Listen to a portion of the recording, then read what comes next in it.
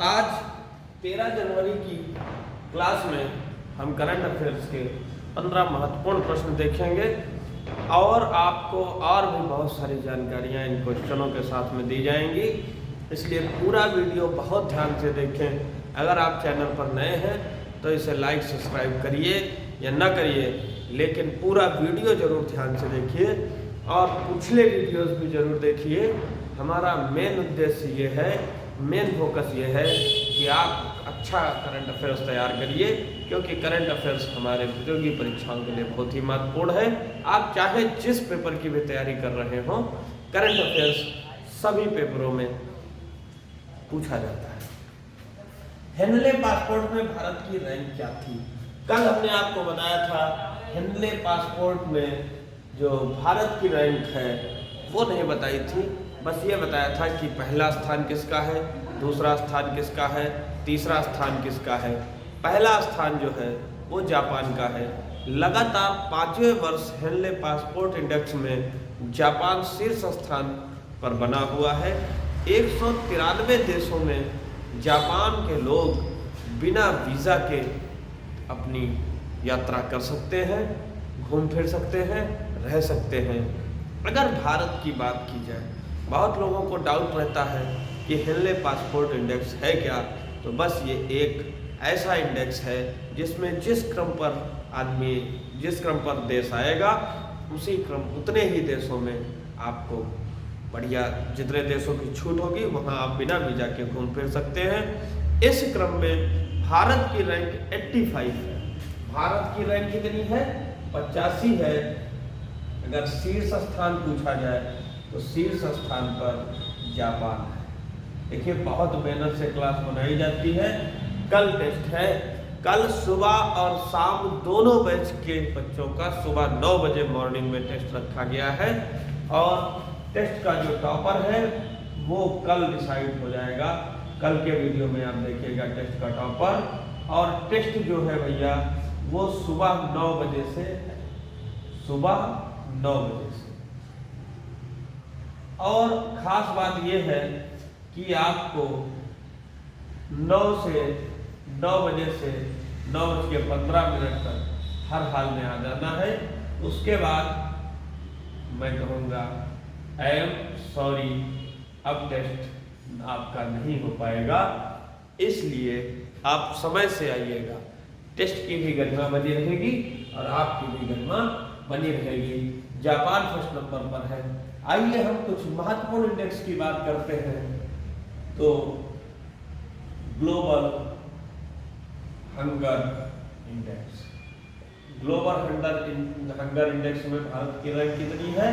तो 107वीं रैंक। अगर हम विश्व प्रेस स्वतंत्रता सूचकांक की बात करें, विश्व प्रेस स्वतंत्रता सूचकांक की बात करें तो हम कितने नंबर पर है? तो हम है 150। अगर हम विश्व खुशहाली इंडेक्स की बात करें, विश्व खुशहाली इंडेक्स, अगर हम विश्व खुशहाली इंडेक्स की बात करें तो हम कितने पर हैं? 136 पर हैं। अगर हम पर्यावरण प्रदर्शन सूचकांक की बात करें, अगर हम पर्यावरण प्रदर्शन सूचकांक की बात करें तो उसमें हमारा स्थान है 180। उसमें हमारा स्थान कितना है? 180वां है। आप स्क्रीनशॉट भी ले सकते हैं। आप पढ़ाई करिए, मन से करिए, हम आपके साथ हैं। आपके माता पिता का आशीर्वाद आपके साथ में है। जिसको भी मानते हो उसका पूरा आशीर्वाद है आप पर। बस आप अपनी मेहनत करते रहिए, बाकी सब आप ऊपर वाले पर छोड़ दीजिए। मेहनत का फल बहुत मीठा होता है, इस बात को साबित करिए और पढ़ाई करिए। वीर गार्जियन 2023 वायुसेना अभ्यास कहाँ शुरू किया गया है? कहाँ शुरू किया गया है? ये जापान में शुरू किया गया है। और क्वेश्चन है, कौन सी भारत की ऐसी पहली महिला फाइटर है जिन्हें विदेश में युद्धाभ्यास करने भेजा गया है। यह क्वेश्चन कल का है। जिन विद्यार्थियों ने कल का वीडियो देखा है वे तो कमेंट बॉक्स में ज़रूर बताएंगे, जिनसे हमारी अपेक्षाएं हैं वे ज़रूर बताएंगे कि बार बार देखिए चीज़ों को हम पढ़ेंगे, रिवाइज करेंगे, यही एक तरीका है हमारे याद में बने रहने का। और आपको आज 2 लाइनें सुनाते हैं कि जुगनुओं ने मिलकर महफिल सजा रखी है, जुगनुओं ने मिलकर महफिल सजा रखी है, और ऐलान ये है कि अब सूरज को हटाया जाए, ऐलान ये है कि अब सूरज को हटाया जाए। तो ये तो निरर्थक बात है, सूरज को तो जुगनू मिलकर हटा नहीं सकते, इसलिए आप तो सूरज हो, बाकी आपके सामने सब जुगनू है, ये बात तुम्हें साबित कर देनी है। एक बार सिलेक्शन लेने के बाद ये बात आपको साबित कर देनी है। अब हम आपको कुछ युद्धाभ्यास बताते हैं जो बहुत इम्पोर्टेंट है, मोस्ट इम्पोर्टेंट है, टेस्ट में पूछा जाएगा और पेपर में भी पूछा जाएगा। एसएससी जीडी में पूरा का पूरा करंट अफेयर्स पिछली कक्षाओं से ही पूछा जा रहा है, इसलिए आप उसको मिस नहीं करेंगे। जो भी विद्यार्थी हैं वो पिछली कक्षाओं का रिवीजन जरूर करके जाएंगे। हम आपको बताते हैं गरुड़ अभ्यास। गरुड़ अभ्यास किसके किसके बीच किया जाता है? तो गरुड़ अभ्यास किसके किसके बीच किया जाता है? तो भारत और फ्रांस के बीच किया जाता है। याद रखेंगे, गरुड़ है कहाँ फंस जाएगा? भारत में आकर फंस जाएगा। इस तरीके से याद रखेंगे। समुद्र शक्ति युद्धाभ्यास की बात करें, समुद्र शक्ति अभ्यास किसके बीच मनाया जाता है? तो ये भारत और इंडोनेशिया के बीच मनाया जाता है। भारत और इंडोनेशिया के बीच मनाया जाता है। अगर हम संप्रीति अभ्यास की बात करें, तो ये कब मनाया जाता है? मैं बहुत पहले पढ़ा चुका हूँ, भारत और बांग्लादेश के बीच मनाया जाता है। अगर मैं इंद्रधनुष युद्धाभ्यास की बात करता हूँ, अगर मैं इंद्रधनुष युद्धाभ्यास की बात करूं तो इंद्रधनुष युद्धाभ्यास किसके किसके बीच होता है? भारत और ब्रिटेन के बीच। अब आपने देखा होगा भारत और ब्रिटेन के बीच एक समझौता हुआ है। क्या नाम है उस समझौते का? उस समझौते में यह डिसाइड किया गया कि 18 साल से लेकर 30 साल के युवा 2 साल की अवधि के लिए एक दूसरे के देश में काम कर सकते हैं, काम करने का अवसर उन्हें प्राप्त होगा। तो ये चीज़ कल के वीडियो में हमने बताई थी। आप मुझे बताइए कौन सी योजना के तहत भारत और ब्रिटेन के बीच में समझौता हुआ है। हम अगले क्वेश्चन की ओर चलेंगे। तो राष्ट्रीय युवा दिवस 2022 कब मनाया जाता है? ये बात सबको मालूम है। राष्ट्रीय युवा दिवस कब मनाया जाता है? ये मनाया जाता है 12 अगस्त को, 12 जनवरी को मनाया जाता है। वो बात ये है, अभी आपको बताते हैं कि ये बात मुंह से निकली क्यों, 12 अगस्त का जिक्र क्यों आया।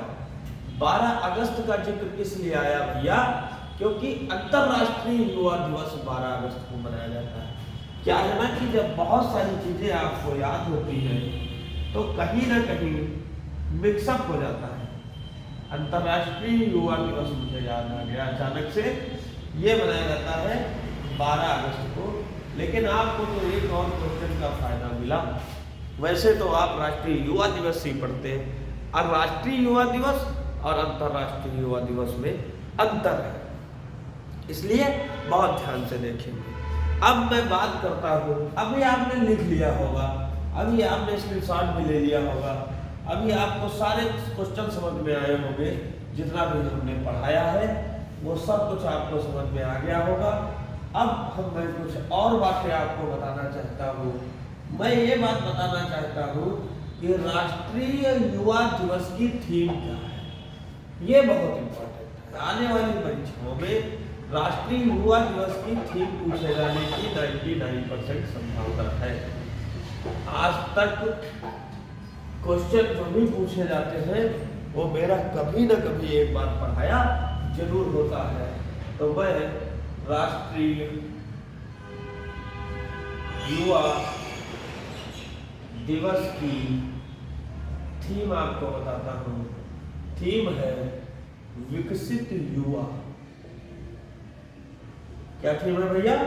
विकसित युवा, विकसित भारत, ये थीम है। राष्ट्रीय युवा दिवस की थीम क्या है? विकसित युवा और विकसित भारत। राष्ट्रीय युवा दिवस मनाने का ऐलान कब हुआ? कुछ भी पूछा जा सकता है। मनाने का ऐलान कब किया गया? मनाने का ऐलान कब किया गया? ये 1984 में किया गया। और मनाने की शुरुआत कब की गई? ठीक उसी प्रकार है कि साइमन कमीशन भारत कब आया और साइमन कमीशन कब बना। कलकत्ता से दिल्ली राजधानी की घोषणा कब की गई और किस सन में स्थानांतरित हुई? ये मोस्ट इंपॉर्टेंट क्वेश्चन है। आपको जवाब जानने हैं तो कमेंट बॉक्स में बताइए, और अगर आपको मालूम है तो फिर उंगलियों को शांत क्यों रखे हैं? मोबाइल पर किस दिन काम आएगा कीबोर्ड? तुरंत आप फटाफट छाप दीजिए आंसर।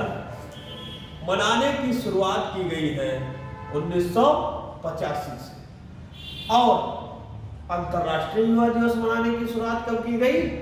ये शुरू किया गया है 2000 से इसकी शुरुआत की गई है। बहुत बढ़िया आप पढ़ रहे हैं, बहुत अच्छा आपको समझ में भी आएगा। फोन आ गया है, एक सेकंड। हेलो,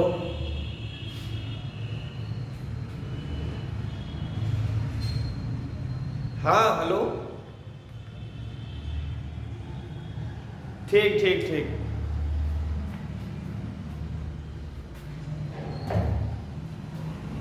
अब आगे बात को समझते हैं कि अंतर्राष्ट्रीय युवा दिवस 12 अगस्त 2000 से शुरुआत हुई। और ये जो राष्ट्रीय युवा दिवस है ये किसके जन्मदिन पर मनाया जाता है? राष्ट्रीय युवा दिवस स्वामी विवेकानंद जी के जन्म दिवस पर मनाया जाता है। बचपन का नाम क्या था इनके? इनके बचपन का नाम था नरेंद्र दत्त। या अगर पूरा नाम लिखना चाहे आप तो आप लिख सकते हैं नरेंद्र नाथ दत्त। ये इनका बचपन का नाम। आरबीआई के deputy governor doctor Michael Patra का कार्यकाल कितना बढ़ाया गया है? कितना बढ़ाया गया है इनका कार्यकाल? इनका कार्यकाल 1 वर्ष बढ़ाया गया है। बहुत अच्छा आप पढ़ते हैं, बहुत अच्छा आप लिखते हैं, इसीलिए मैं आपके लिए ये ऑनलाइन वीडियो बना रहा हूँ। ठीक है, पूरा पढ़ के जाएंगे, न तो भूख लगेगी न प्यास लगेगी। पहले क्लास होगी, उसके बाद में फिर भूख प्यास लगेगी। इस बात को याद रखना। आज जितना तुम सर झुकाकर पढ़ लोगे, समाज में उतना ही सर आपका ऊंचा होगा। लोग आपका उदाहरण देंगे। बनिए ऐसा कि लोग बनना चाहें आपके जैसा, बनिए ऐसा कि लोग बनना चाहें आपके जैसा। तो इसलिए अब हम अगले क्वेश्चन की ओर चलेंगे। इनका कार्यकाल कितना बढ़ाया गया है? इनका कार्यकाल 1 वर्ष के लिए बढ़ा दिया गया है। इनका कार्यकाल 1 साल के लिए बढ़ा दिया गया है। आरबीआई को बैंकों का बैंक कहा जाता है। आप अपना जो बैंकें हैं वो लोन लेती हैं, और जब पैसा ज्यादा हो जाता है बैंकों के पास तो क्या करती है, तो ये खुद आरबीआई से कहती है कि आप हमारा पैसा ले लीजिए और कुछ पैसा लेने के बाद कुछ मुझे ब्याज दे दीजिए। तो रेपो रेट और रिवर्स रेपो रेट क्या होती है ये भी मैं बता चुका हूँ।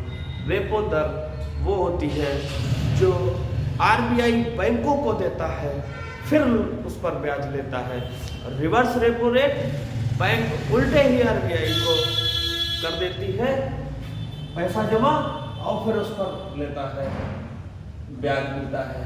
आरबीआई का मतलब होता है रिजर्व बैंक ऑफ इंडिया।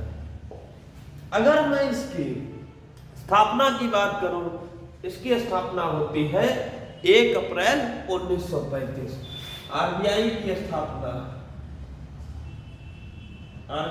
स्थापना होती है 1 अप्रैल 1935। बहुत सही भाई साहब, गाड़ी चला रहे हैं, हारन पर उंगली रखे रहिए, दूसरों की सरदर्दी बने रहिए। भगवान जाने आज तक मैंने कभी भी बेवजह हारन नहीं मारा, ब्रेक तो कभी लगाई ही नहीं है।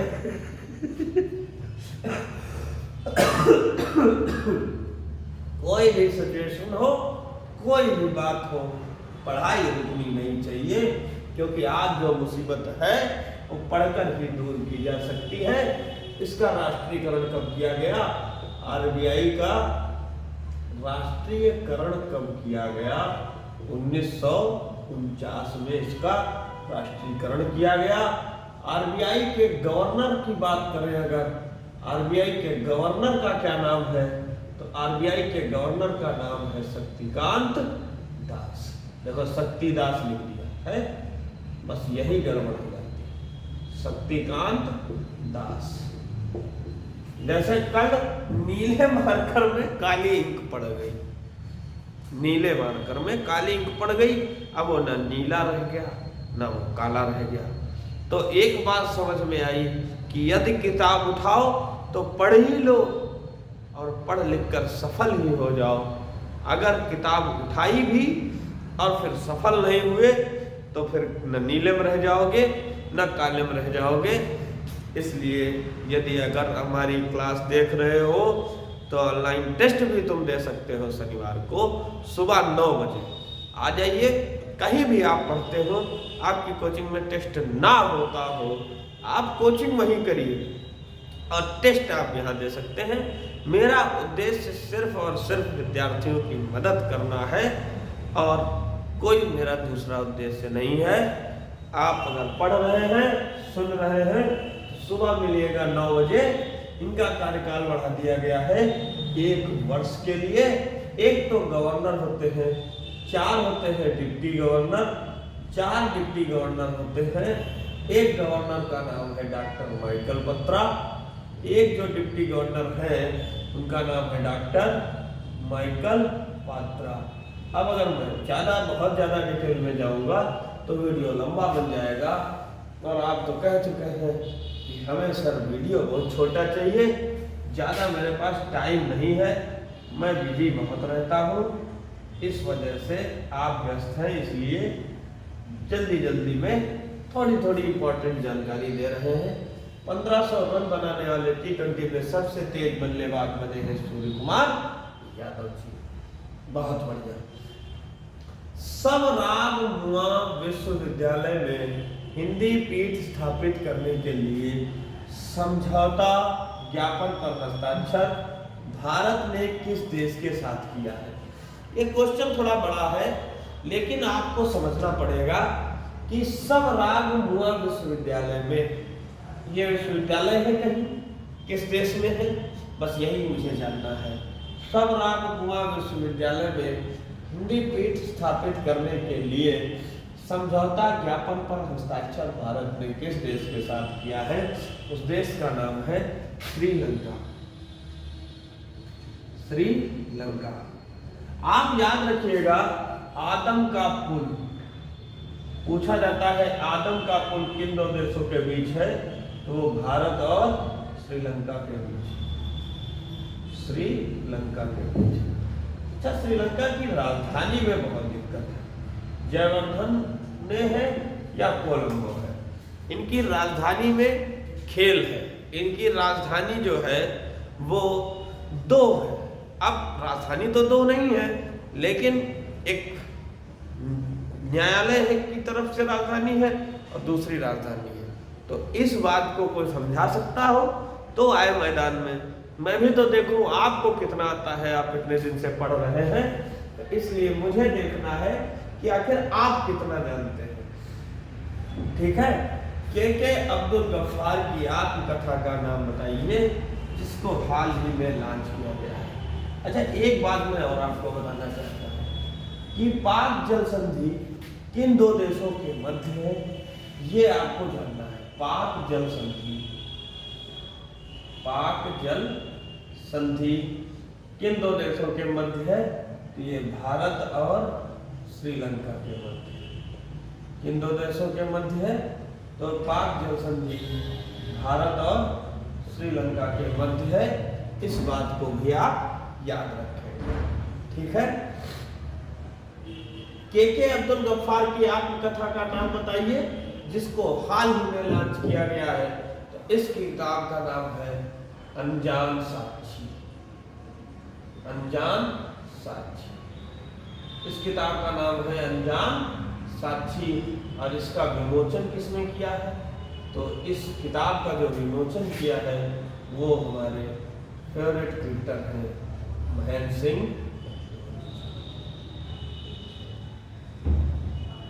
अगर मैं एक और किताब की बात करूं जो कि मेरे हिसाब से बहुत इंपॉर्टेंट है, उसका नाम है अंबेडकर ए लाइफ। इस बुक को किसने लिखा है? तो ये शशि थरूर की किताब है। और अगर दोस्त तुम पढ़ रहे हो लगातार मेरे वीडियोस, तो बताइए संजीव सान्याल की कौन सी पुस्तक है जिसे मैंने अभी पिछले वीडियोस में बताया? क्या बता सकते हैं आप? अगर हाँ यस, तो आपका कमेंट बॉक्स में जवाब आना चाहिए। यकीन मानिए जिनका जिनका कमेंट बॉक्स में जवाब आ रहा है, मान लीजिए कि आप मंजिल के बिल्कुल करीब में हैं, बस कोहरे की वजह से दिखाई नहीं दे रही है। अभी कोहरे से मैंने एक बात सीखी कि जब जिंदगी में आप कोहरे, घने कोहरे से मैंने एक बात सीखी कि जब जिंदगी में आपको कुछ भी ना दिखाई दे तो जहां तक दिख रहा है वहां तक चलिए।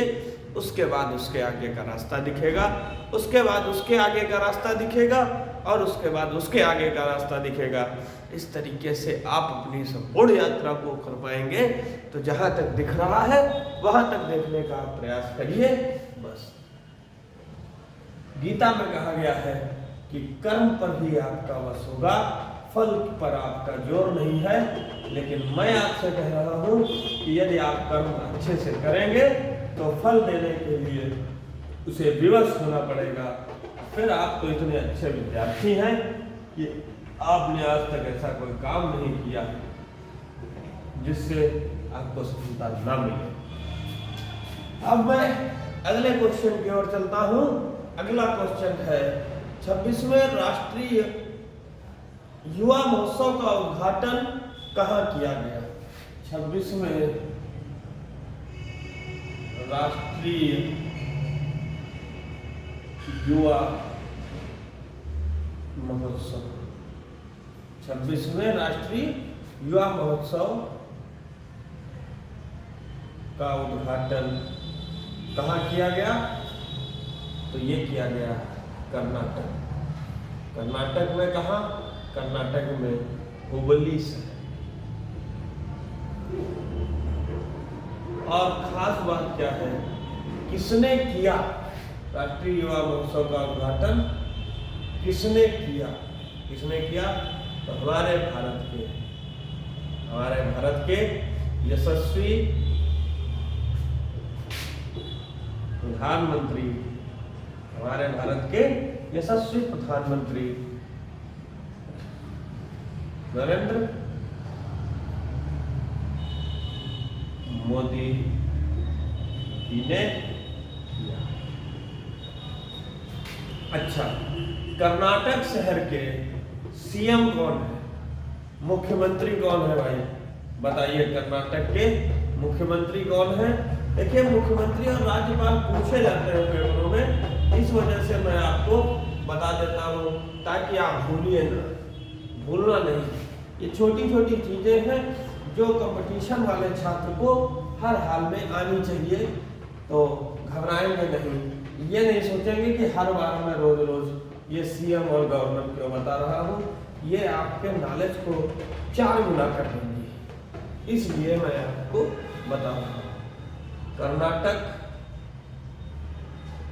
राज्य के मुख्यमंत्री, एक दिन मैंने कई मुख्यमंत्री एक साथ बता दिए थे तो डाउट हो गया था। कौन है मुख्यमंत्री? बसवराज मुंबई, ये मुख्यमंत्री है। कर्नाटक राज्य के गवर्नर की यदि बात करें हम तो कौन है? थावर चंद्र गहलोत। ये इतनी बात आप याद रखेंगे, चाहे तो इसमें शॉर्ट ले लें, चाहे तो आप नोट कर रहे हो तो नोट कर ले, क्योंकि ये बहुत महत्वपूर्ण जानकारियां हैं जिन्हें हम आपको देने का प्रयास कर रहे हैं। आप भी इनको सहर्ष स्वीकार करिए, क्योंकि बहुत ही महत्वपूर्ण क्लास होती है ये शाम की क्लास। लगातार पढ़ना पड़ेगा आपको यदि आप अपने जीवन में सफल होना चाहते हैं। ये क्लास परीक्षा की ही दृष्टि से नहीं बल्कि आपके जीवन में भी 4 चांद लगा देगी। आपको बहुत सारी बातें ऐसी सिखाई जाएंगी जो आपके आने वाले जीवन के लिए बहुत ही महत्वपूर्ण है। इसलिए अगर आप हमसे कोई नए टॉपिक पर वीडियो चाहते हैं तो उसे कमेंट बॉक्स में ज़रूर बताएं, या तो हमारे मोबाइल नंबर पर यदि आप कांटेक्ट करना चाहते हैं, कोई भी जानकारी लेना चाहते हैं ऑफलाइन क्लासेस के बारे में, तो आप इस नंबर पर संपर्क कर सकते हैं। आपको हर हाल में जवाब दिया जाएगा, हर हाल में आपको बताया जाएगा कि आपको कैसे तैयारी करनी है, क्या क्या पढ़ना है, और बहुत ही कम समय में यहाँ से बच्चे सफल होते हैं। बहुत कम उम्र में विद्यार्थियों का सिलेक्शन होता है, इसलिए अब घर पर बैठने का समय नहीं है, मौसम खुल गया है। जो विद्यार्थी जाड़े के डर से नहीं आ रहे थे वे विद्यार्थी अब सर्दी को भूल जाएं। अब हाथ भी आपके काम कर रहे हैं और आपका दिमाग भी काम कर रहा है, इसलिए अब सब कुछ काम करने लगा है। तो ऐसा ना हो कि कुछ दिन बाद आपका मन ही ना करे कोचिंग आने का। इसलिए यदि आप कोचिंग आने की हैबिट पड़ चुकी है, आपकी आदत पड़ चुकी है 3 घंटे रोज पढ़ने की, तो कम से कम आप उस आदत को बरकरार रखिए, उसे कंटिन्यू पढ़िए। ऐसे धीरे धीरे पढ़ाई की आदत छूट जाएगी। जितना आपने तैयार किया है सब डाउट क्लास में चला जाएगा, सब डाउटेड क्वेश्चन बन जाएंगे। इतनी मेहनत पर पानी ना फिरे, इसलिए हमें लगातार हमें प्रैक्टिस करनी है। आपको मैं कई उदाहरण ऐसे दे रहा हूँ, जैसे क्रिकेट है, क्या क्रिकेट नहीं खेल सकते क्या विराट कोहली जी अगर मैच के पहले प्रैक्टिस ना करें तो? लेकिन फिर भी उन्हें प्रैक्टिस करना पड़ता है। क्या उन्हें नहीं मालूम है कैसे गेंद मारनी है, कितनी लंबे पीछे कितना लंबा मैदान है? लेकिन फिर भी उन्हें लगातार बेहतर से बेहतर प्रयास करने के लिए उन्हें प्रैक्टिस करना पड़ता है। इसीलिए आपसे मेरा निवेदन है, क्योंकि आप घर के चिराग हो, आप सफल नहीं होगे तो कैसे काम चलेगा भाई। इसलिए पढ़ना है, मन लगाकर पढ़ना है। और मैं बहुत खुश रहता हूँ उन लोगों से जो लगातार कंटिन्यू कोचिंग आ रहे हैं। कंटिन्यूटी बहुत जरूरी है। अगर घर पे बैठ के तैयारी होती तो दुनिया में हर घर में एक IAS PCS होते हैं, क्योंकि सब बहुत सारे लोग घर में बैठे हैं भाई। आप भी थोड़ी घर में बैठे हैं, तो मंजिल मिल ही जाएगी भटकते भटकते। बस गुमराह तो वो है जो घर से निकले ही नहीं। मैं तो भैया सुबह ही निकल चुका हूँ 8 बजे से और पूरे 9 बजे पहुँचूंगा। तो 11 घंटे की यात्रा बाहर की करने के बाद तब मुझे घर जाना होता है, और मेहनत तो करनी ही पड़ेगी, क्योंकि एक नन्ही चींटी भी दाना लेकर चलती है तो कई बार गिरती और कई बार फिसलती है, लेकिन देखिए उसका साहस कभी बेकार नहीं जाता। कोशिश करने वालों की हार नहीं होती। ये सब रिमिक्स है, तुम सब समझ रहे हो, कोई चिंता वाली बात नहीं है। तुम इतना तो समझ चुके हो कि अगर मैं खाली खड़ा रहूं अगर कैमरे के सामने, तब भी आप करंट अफेयर्स पढ़ लोगे, ऐसा मेरा पूरा विश्वास। तो इसलिए आप मेरे विश्वास को नहीं तोड़ेंगे, आप अपने घर वालों के विश्वास को नहीं तोड़ेंगे। उनका विश्वास है कि इस बार अगर विशाल जीएस मैथ सेंटर में मेरा बच्चा पढ़ रहा है तो वो सेलेक्ट होकर ही आएगा वापस। इस विश्वास को मेरे भी कायम रखना है और घर वालों का विश्वास भी कायम रखने की जिम्मेदारी आपके कंधों पर है। तो आप थक नहीं सकते और न ही रुक सकते। आप न तो थकेंगे न रुकेंगे, बस लगातार निरंतर चलते जाएंगे, प्रयास करेंगे। आइए हम अगले क्वेश्चन की ओर चलते हैं।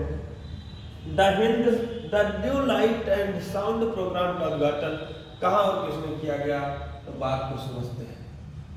Jai Hind the new light and sound programme का उद्घाटन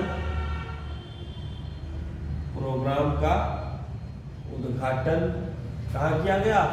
दिल्ली के लाल किले में गृह मंत्री अमित शाह जी ने किया। बिल्कुल सही बात है, क्लियर बात है, कोई इसमें दो राय नहीं है, कोई इसमें धोखा नहीं। प्रवासी भारतीय सम्मान पुरस्कार 2023 में किसे सम्मानित किया गया? अगला क्वेश्चन देखिए। प्रवासी भारतीय सम्मान पुरस्कार 2023 किसे दिया गया? थिरु एस नदेसन। थोड़ा नाम याद रखेंगे, थिरु एस नदेसन, इनको यह पुरस्कार दिया गया। प्रवासी भारतीय सम्मान पुरस्कार 2023 दिया गया। अब हम बात करते हैं किस जनजाति में अय्यनूर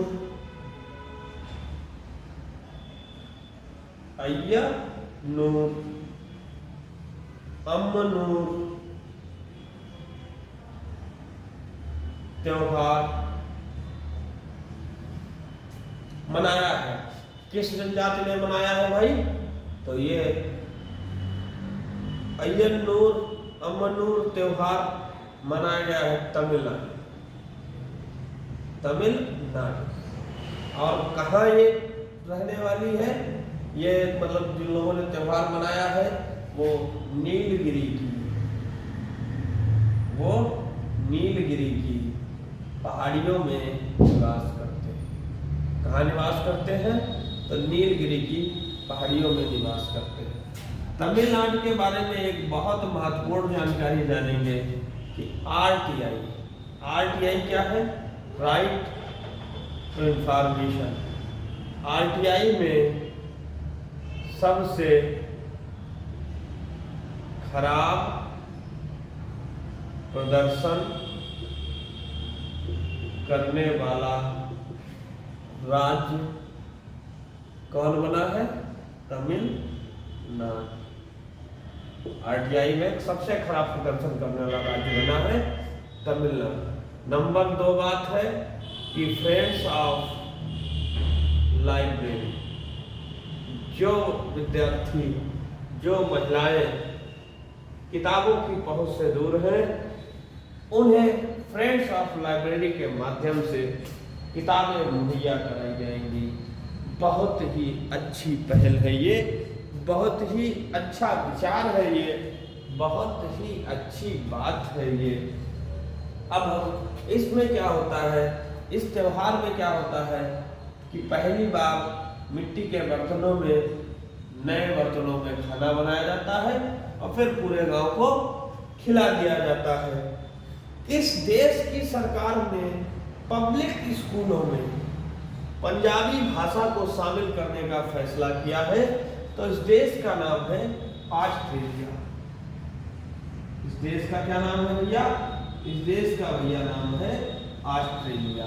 अगर हम बात करें ऑस्ट्रेलिया की राजधानी की, तो ऑस्ट्रेलिया की राजधानी है कैनबरा। ऑस्ट्रेलिया की क्या राजधानी है? कैनबरा। मेटा ने किसे भारत में वैश्विक व्यापार के प्रमुख के रूप में नियुक्त किया है? आइए जानते हैं हम। अगला क्वेश्चन, इस क्वेश्चन को आपने नोट कर लिया होगा, मतलब भर का टाइम आपको मिल जाता है। नहीं तो अगर वीडियो आपको साफ नहीं दिख रही है या लिखने में कोई दिक्कत हो रही है तो आप रोक भी सकते हैं। जिन विद्यार्थियों को वीडियो स्पष्ट नहीं दिखाई दे रही है तो वे सेटिंग में जाएं और सेटिंग से उसका पिक्सल बढ़ा लें। मिनिमम 380 पिक्सल पर देखें या 480 पिक्सल कर लें तो उन्हें बिल्कुल साफ दिखाई देगा, इसमें कोई दो राय नहीं है।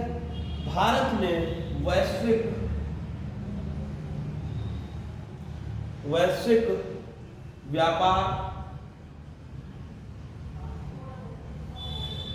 के प्रमुख के रूप में किसे नियुक्त किया है? तो ये विकास पुरोहित को नियुक्त किया है। किसको नियुक्त किया है? विकास पुरोहित को नियुक्त किया। और अगर हम बात करें जादूनामा पुस्तक के लेखक कौन है? जादूनामा पुस्तक के लेखक कौन है? तो जादूनामा पुस्तक के लेखक है जावेद अख्तर। कौन है भैया? जादूनामा पुस्तक के लेखक है जावेद अख्तर। लगातार आप पढ़ रहे हैं तो लगातार आप पढ़ते जाइए। बस जो नहीं पढ़ रहे हैं उनका भी आप अपनी आंखों से देखना वो क्या करते हैं और आप क्या करते हैं। वर्ल्ड स्पाइस कांग्रेस का 14वां संस्करण, कोई बात नहीं, आप पढ़ लीजिए। आपके साथी अगर टहल रहे हैं उनको टहलने दीजिए। वर्ल्ड स्पाइस कांग्रेस का 14वां संस्करण कहाँ आयोजित किया जाएगा? ये आयोजित किया जाएगा मुंबई में। ये मुंबई में आयोजित किया जाएगा। और आज की क्लास यहीं पर समाप्त होती है। आप पढ़ते रहिए, मस्त रहिए, स्वस्थ रहिए। ईश्वर से ऐसी हमारी कामना है। आप बहुत अच्छी तैयारी कर रहे हैं, आप बहुत अच्छा पढ़ रहे हैं, आप बहुत अच्छे व्यक्ति हैं। इसलिए रोज़ पढ़िए और जमकर वीडियो को शेयर करिए ताकि हमें भी कुछ मोटिवेशन मिले। इसी के साथ धन्यवाद। जय हिंद।